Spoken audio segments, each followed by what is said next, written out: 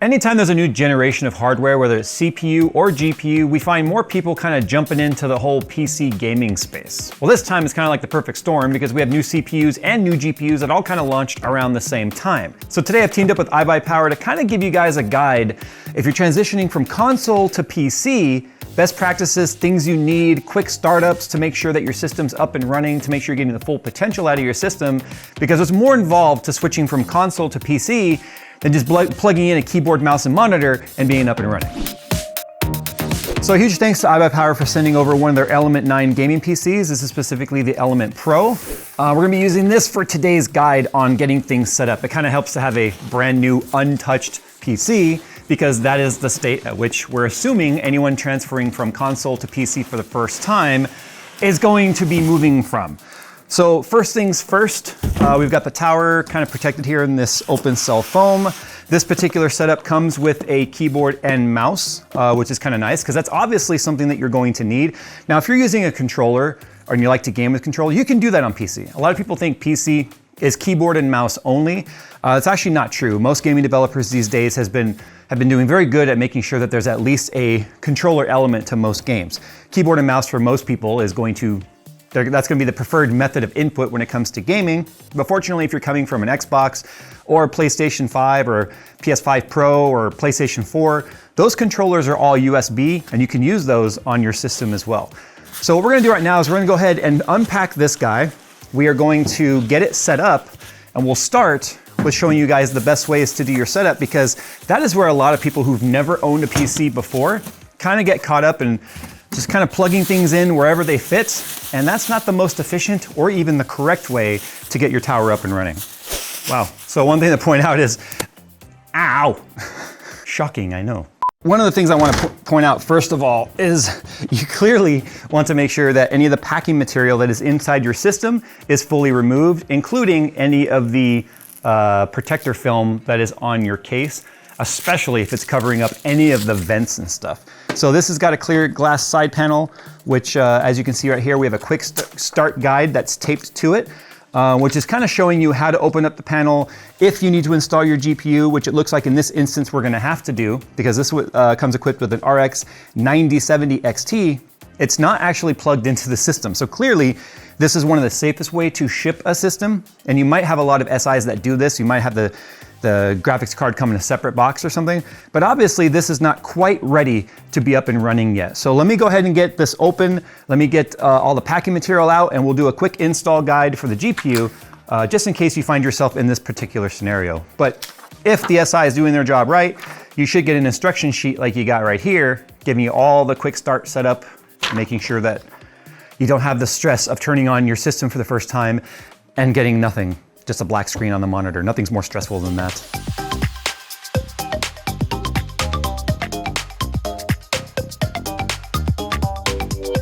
All right, now we got our graphics card free. Make sure any plastic or protective film is removed from it, specifically the fans and the shroud, especially the backplate right here. The backplate does have a responsibility of dissipating some heat from the graphics card, so if you leave the plastic on there, that could actually be an insulator rather than allowing the heat to make it through the metal and out into the rest of your system.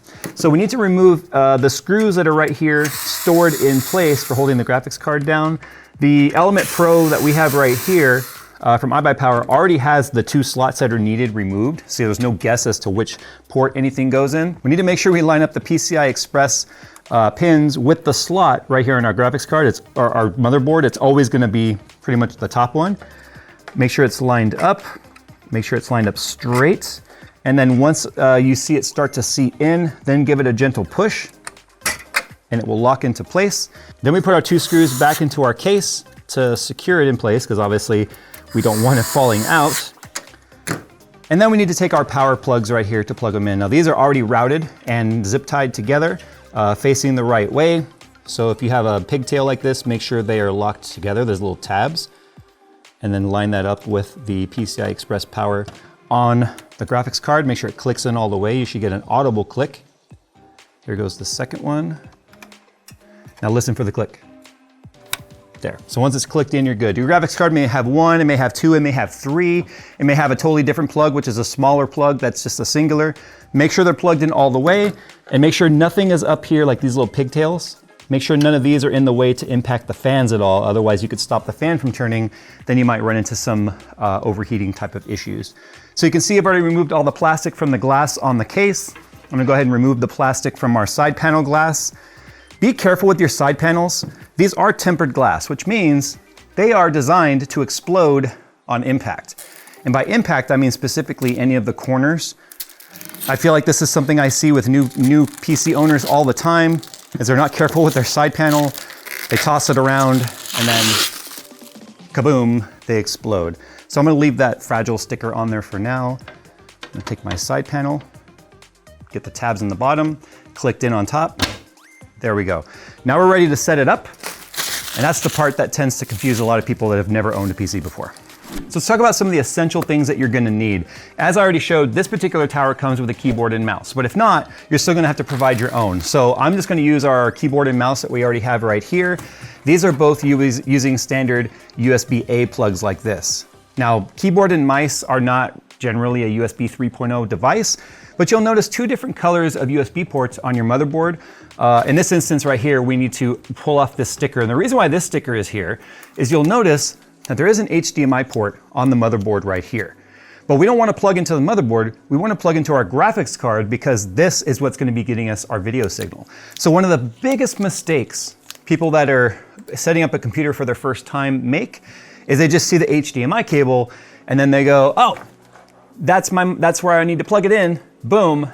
And then they get a black screen because if a graphics card is present, the motherboard is going to prioritize the graphics card and not send a video signal out of the motherboard, which is coming from the CPU. So you need to make sure that you're plugging in your cables down here on the graphics card. Now your motherboard may have HDMI, it might have a display port, it may have both. But now that I've removed the sticker, you can see the different color USB ports that I have right here. So the black ones, these are just gonna be standard USB 2.0. You could plug in your keyboard and mouse on that. But that's just for backwards compatibility if you're running something that's really old and isn't USB 3.0. But USB 3.0 headers are all backwards compatible, so if you're running a USB 2.0 device, they'll work in any header. But USB 3.0 devices, which would be like, oh, I don't know, any sort of external monitors or any sort of like a Elgato capture device or any of that needs USB, typically we'll have to use USB 3.0. So with that said, the other things that we're gonna need, not just a keyboard and a mouse, we obviously are gonna need a video cable hooked up to our monitor. Now I'm gonna point out the monitor real quick. Consoles are almost always hooked up to TVs. And that's because you have the comfort of sitting in your couch, just holding your controller, turning on your TV and your console, and then just playing, from the relaxation position of, kicking back on your couch. TVs generally make terrible PC monitors. The main reason for that is input lag. TVs more often than not have extra processing that take place on them. They don't have the fastest onboard processors to make them give you very fast refresh rates and response times, which is, in layman's term, how long it takes from the moment the signal is sent from the computer for the image to be drawn on the display. PC monitors are designed for ultra fast response times, which means you push a button and it happens very quickly on the monitor versus a TV, and then giving you higher refresh rates. Most TVs cap out at 60 frames per second or 60 hertz. Now modern TVs like OLEDs and such are known to go as high as 120 and now even potentially 240 frames per second or hertz. So if you see hertz or frames per second, those are kind of interchangeable when it comes to panels. That just means how many times per second the screen can refresh the image. So if we're talking about a 120 hertz panel, that means it can refresh itself 120 times per second to give you a new image that's happening from your games. Now we need to talk about display cables real quick. So there's two types of cables. I already mentioned HDMI and DisplayPort. Now the problem is not all HDMI are created equal and not all DisplayPort are created equal. So HDMI has a huge range of bandwidth, going all the way back to old school DVD players that didn't have to send a signal higher than 30 frames per second. Also too, the amount of resolution that you're running, so a 4K panel versus a 1440p panel versus a 1080p panel are gonna have different requirements on how much bandwidth the cable has to provide to be able to send information to all those pixels. So when it comes to HDMI, I don't recommend it for PC, even though you could get an 8K HDMI cable, which will have no problems running high refresh rates or high resolutions when it comes to panels, or gaming panels, specifically gaming monitors. DisplayPort is almost always gonna have your best compatibility. So if you're running any of the more modern DisplayPorts or HDMI cables, you should be fine. I would just recommend DisplayPort over HDMI. Both can also carry sound. So if you were sending sound to your monitor for some reason, both of these can carry sound. So where applicable, use DisplayPort as much as possible. The only time you might find yourself not running DisplayPort is if you're making that transition from console, but you have a high-end TV, like a new LG, like anything C-Series or newer, which are known to be very high refresh rate OLEDs running anywhere between a 120 Hertz refresh rate or even 240 Hertz refresh rate. You can use those TVs as monitors, even though I still would probably stick to a PC monitor over a TV. As long as you're running a high bandwidth cable, you're not going to be doing yourself a disservice by having to cut your frames per second down on your system because the TV can't handle it. That's the only time I would say that you're probably going to use an HDMI cable is if you're hooked up to a TV. So Hertz rating is the refresh speed of the monitor or the panel. That means how many times per second the image can be refreshed. So 240 Hertz would be 240 times per second, 120 times per second, etc. Response time is how long it takes for the image to completely disappear and the new image to be drawn on the screen. That is response time, or pixel speed specifically. And then there's input lag, which is something TVs are known to kind of make worse versus PC monitors, and that's how long it takes from when you push jump or forward or shoot or whatever on a controller or a mouse or a keyboard, and then it actually gets displayed on the screen. We have a whole guide on what monitors mean and all of those specs and stuff. I'll try and link it down below. It's gonna be very important for you guys to understand that, especially if you've gone with a high-end tower. Otherwise, you set all this up, you spend all this money, and then you're just getting 60 frames per second, and then what was the point of paying for all that stuff? Let's get back to plugging everything into the system here. So we have a few things going on the back right here. Obviously we have our power cable. This is how we get power to the system. It's gonna plug in right here, and then obviously the other half of it's gonna go into your wall power. I highly recommend you use a high-rated surge protector, because you do not want power surges making their way into your system.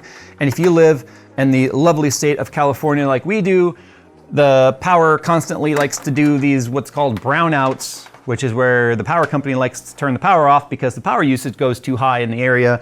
And then when it turns back on, you can have this huge jolt of power. You want that power being smoothed out, otherwise damage to your system can occur. So we have it hooked up to a high amp power strip right here, which also has a breaker on it. Other things that we're gonna need here, if you're running wireless, you do get your wireless antenna that comes with your motherboard if it's wireless. And then these just plug in right here into the Wi-Fi antenna adapters. In our instance, we'll be using Ethernet. So we can take this guy and just plug it in right here to our Ethernet port. We aren't gonna be using wireless. Everything else in the bag right here is just kind of extras that come with the system when it's being built. None of this is really gonna apply to what we're talking about today. We're gonna take our mouse, plug it into any available USB.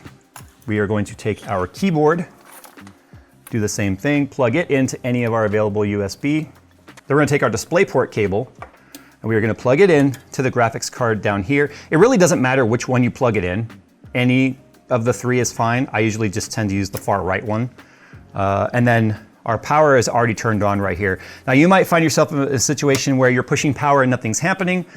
Make sure the power supply itself is turned on. This is just an extra safety feature. If you're going to work on the system, plug things in, take things out, you want to make sure that this is off while that's happening, or for good measure, just unplug the power entirely. Then you don't have to worry about what position the switch is in.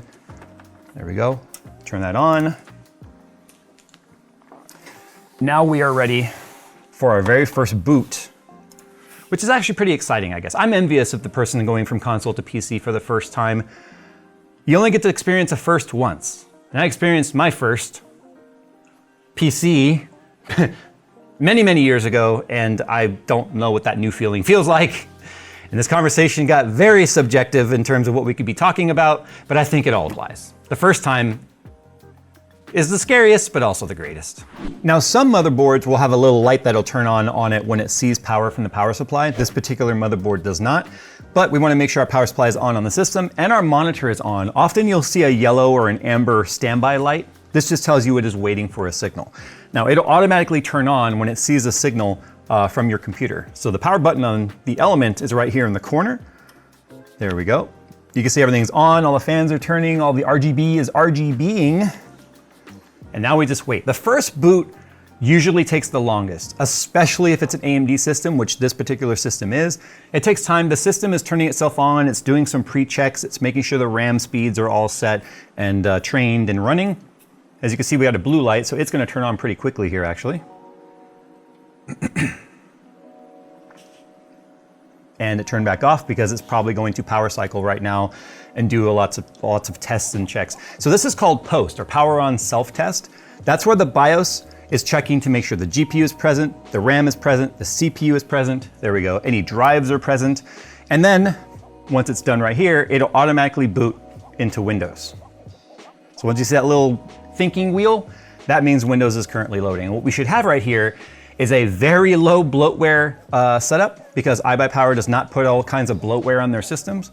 And then we're gonna walk you guys through how to set up Steam, how to start downloading your favorite games, how to get online, all the typical stuff that throws people off. They'll get into Windows, they may have never seen Windows before, and they are just absolutely lost as to what to do next. So if it's a freshly built system, if you built it yourself, or if it's a store-bought system like this, you'll be met with something like that. So obviously you need to put in your country or origin. I'm in the United States. We also are gonna have to move on with keyboard layout. Again, I'm in the US. Now, one of the things it's gonna do if you've plugged in your internet before you turn it on, which you should, is it's gonna start looking for any sort of updates. This is the part that can take a while depending on how old the system is or how old your Windows install is. It's important to keep your Windows up to date because important security features come with those updates. So you'll wanna make sure that you're up to date. That way you don't have any security vulnerabilities sitting there in your system. Okay, so now we need to accept any of the user agreement stuff. We need to name our device. What should we call it? Console no mo. You can't do spaces or anything in there, but we can do that. Console no mo. Boom. Although it's fine to still have a console. I own consoles. I own PS5 and PS5 Pro. And I don't own an Xbox. There's no point. I have a PC. So at this point, we can just let the downloads happen. This is where it's making sure your Windows is on the latest version. Like I said, any of the security updates are installed.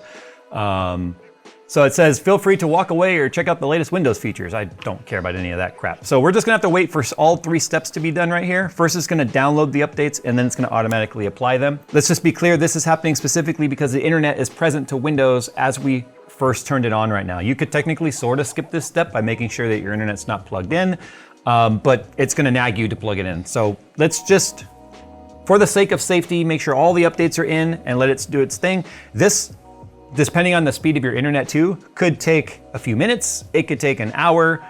So like I said, feel free to walk away. Now this is the part after the updates most people don't like. If you talk about the PC Master Race community, it's the fact that you're forced to sign in to a Windows account. If you don't have one, you can actually create one by clicking on that button. There are workarounds for this, but we're gonna try to keep this very basic, not going to advanced methods on doing things.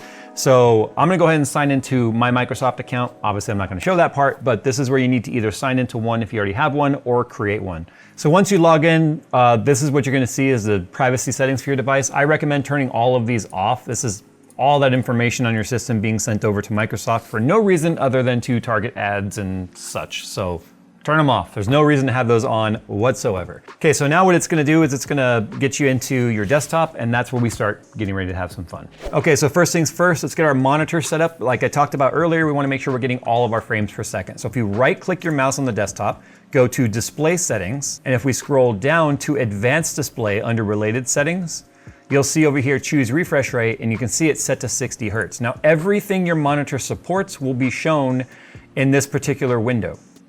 So we want to scroll all the way up to the top, whatever the top one is. It might, in your instance, it might say 100, it might say 75, it might say 120, 144, 240, 360. There's all kinds of different monitors out there. So we're going to choose the highest one. It'll go black for a second as it refreshes.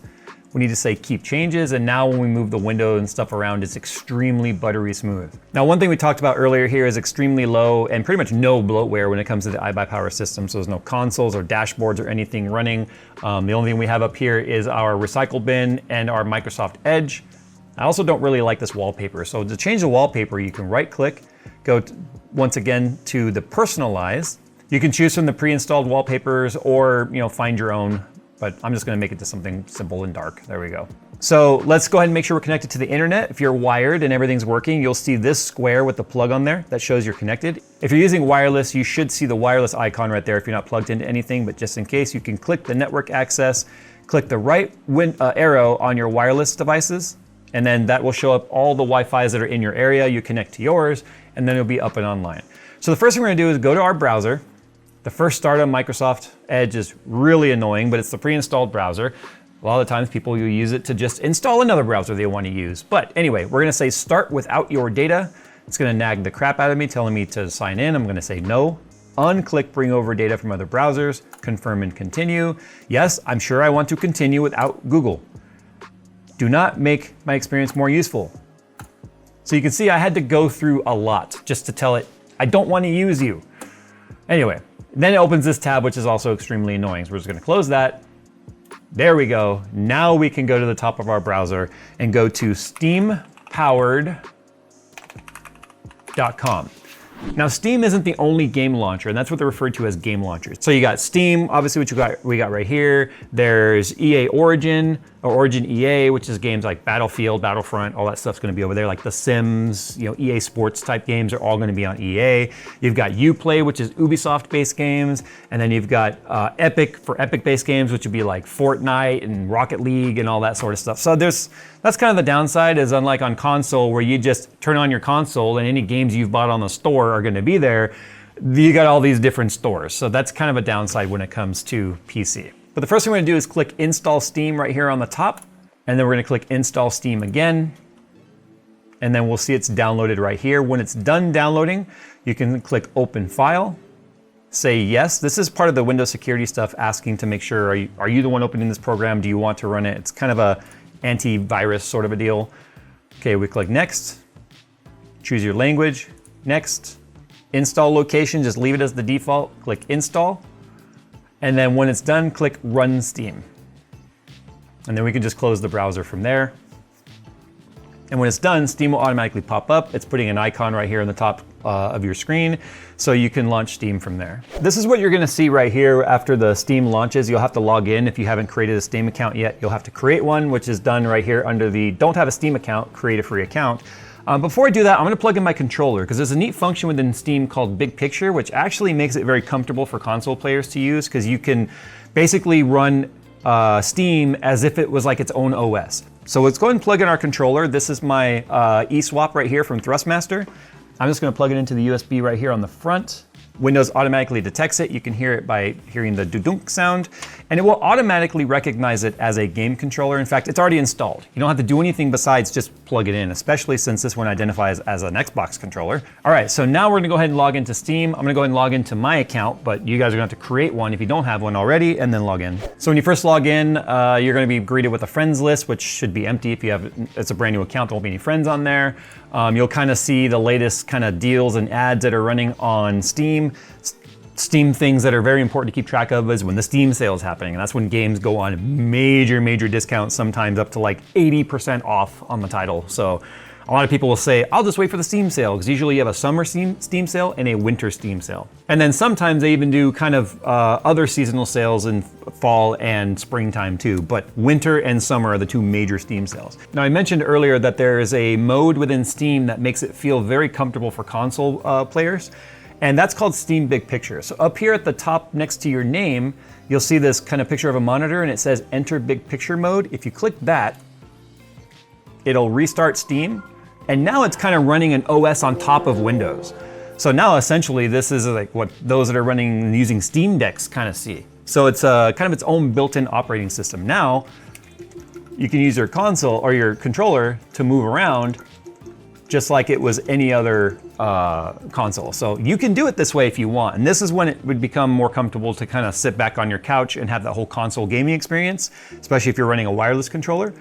And then this is my recent games and libraries right here. So you can go down to news, you can see what other, you can see your friends list and communicate with them, scroll down and see what other games are trending, special offers, all that stuff is pretty neat. So Steam is gonna be where you spend most of your time when it comes to gaming on PC. Almost every major title release has some access within Steam, even if what Steam is gonna do is potentially launch another browser. Steam is kind of like the hub for PC gaming. It's been around for 26 years, something like that, 25 years. I have been a Steam member for 21 years, since September 24th, 2003. So Not the earliest. I know some folks that have been running Steam since the first day at launch. I actually pushed back against Steam when it was new. I was like, I don't want to have to use a launcher. That's so stupid. And then now it's like the best thing in the world. Anyway, so I'm gonna go ahead and exit big picture mode. And you can do that by simply hitting the menu button and then going down to power. And then, so you can turn off the system, suspend the system, restart the system, like referring to the computer as if it was actually running like Steam OS as the major OS. But I'm just gonna go to exit big picture, and now we're back into Windows. Now let's talk about some of the physical stuff when it comes to the system. You can see this computer is basically running in RGB mode. And what that means is the colors are just kind of doing the whole rainbow thing. Now you'll notice that there's no particular program installed right now to control any of that. And most of this is done through the motherboard. Now the way that you can control the lighting is you could either download Asus Armory Crate, because this is an Asus motherboard. It doesn't matter what motherboard you're using, they're gonna have some sort of RGB suite to control it. So Asus uses what's called Armory Crate. Then you've got Mystic Light, which is like MSI. I can't remember what Gigabyte calls theirs, but every single motherboard manufacturer has their own way of controlling lighting. But there's another option out there. And we're not gonna talk about a full tutorial today on how to use it. Maybe I'll do that in the future, but it's called OpenRGB. So if you go into the browser up here, the web browser address bar is also the search bar. So you can just type OpenRGB and it will bring up top result, and there it is right there, OpenRGB. I highly recommend downloading OpenRGB and kind of looking up some tutorials on how to use it, because it's a very strong, very powerful, free piece of software that can unify different ecosystems when it comes to RGB. Now what I mean by different ecosystems is this graphics card is an ASRock graphics card. We have an Asus motherboard. We have a iBuyPower AIO with iBuyPower fans. So obviously we have different manufacturers with their own ecosystems when it comes to RGB. So OpenRGB is a really fun free utility to use to be able to take control of all of those different manufacturer devices and use one piece of software to control them. So I'm not gonna go into how to use it today. It really warrants its own video on how to use OpenRGB, but it's pretty powerful. It's open source, which means a lot of developers are able to go in there and install their SDKs or give access to SDKs, so OpenRGB can develop for it, and then again, give you a very strong free utility to control all your RGB devices. Now let's talk about some things that are not gonna be important to first timers or beginners, because we don't wanna overcomplicate. Like, you should not be worrying about overclocking. Even on an AMD CPU, I wouldn't download Ryzen Master and start playing around with PBO or Precision Boost Overdrive. I wouldn't start playing around with memory timings or any of that sort of stuff. All we wanna make sure is that everything's running right out of the box, and that really is a responsibility of the SI or the system integrator, meaning the builder of your system. Whether it's a friend that did it, they become your SI at that point. In this case, we're using iBuyPower, but you wanna make sure that everything is running correctly out of the box. And if you are concerned and you don't know where to look, you can always contact customer support for any of your systems or wherever you bought the system from. They should be able to walk you through to make sure everything is up and running the way it's intended to be. Other things that we're not gonna worry about, BIOS updates. BIOS updates are scary. They are easy to mess up, and they're always recoverable if you mess up, but it's definitely not a very beginner-friendly process that I recommend people go in and start messing around with. I also don't recommend going into your BIOS and touching anything. You know, when that splash screen starts, when you turn on your system and you see the logo, it'll say delete to go into options or settings. Then you get into a panel that looks all weird and has all kinds of knobs and switches and stuff. You can easily make your system not post by putting an incorrect setting in there. And then it's really, really scary and you're not sure how to get it back. Again, all easy to recover type of stuff, but not something a beginner should be worrying about whatsoever. Past that, really, computers are very, very simple today. And they're way more powerful than consoles, because whereas a console is designed to do one thing, which is play games on that ecosystem, and then it has secondary functions built in, like it'll have a web browser, it might have, obviously it's got its voice chat and all that sort of stuff. But computers are awesome versus consoles because they can do pretty much everything a console can do, but so much more. And that's why so many people are making the jump from console to PC, because not only does PC give a better gaming experience, especially with a properly built system giving you lots of frames per second, they're gonna give you better visuals when it comes to the games. You can turn the graphics up higher. Any side-by-side comparison between console and PC, the PC is always gonna look superior when it comes to the fidelity and sharpness and features that are built into the game. they really just do open an entire world. You got live streaming, because you can't, I mean, live streaming from a console, you can kind of do, you can kind of connect it to Twitch, but you're not gonna have a webcam that looks very good. You're not gonna have audio that sounds very good. Live streaming is just so much better on PC than it is on console. Obviously video editing, you wanna start creating content, you know, all of that is done on a PC. So why not have one box that's capable of doing all of that? Now, that doesn't mean you have to get rid of your consoles. You can hook your consoles up to your PC and live stream from console through your PC. There's endless options. So anyway, I just wanted to kind of take you guys through some of the initial setup process from box to big picture, if you will, to get your system up and running and get some games installed. And I think most people would agree, once you go from console to PC, it's very difficult to go back. I know a lot of people that have gone from console gaming to PC and they have a hard time going back to console, not just because of the superior visuals that you get on PC, but also just with the right monitor setup and the right system. The input lag is so much better on PC than it is on console. It's really difficult to go back. But at this point, as long as you're playing games, that's all that matters. Even if you're gaming on console, this still gives you stuff to think about if you're considering that transition from console to PC. So once again, a huge thanks to iBuyPower for teaming up with us on bringing you this video on how to go from console to PC. If you guys have made the jump from console to PC, do me a favor and comment down below what you found the most confusing or difficult part about that ecosystem jump from a console to a PC. I've been doing this my whole life, so it's easy to think that things are not difficult or to think a pain point is an easy one to overcome, but sometimes it doesn't take much to get stuck along the way. So your comment could actually help people down in the comments below to prepare for that jump from console to PC. All right guys, thanks for watching. As always, we'll see you in the next one.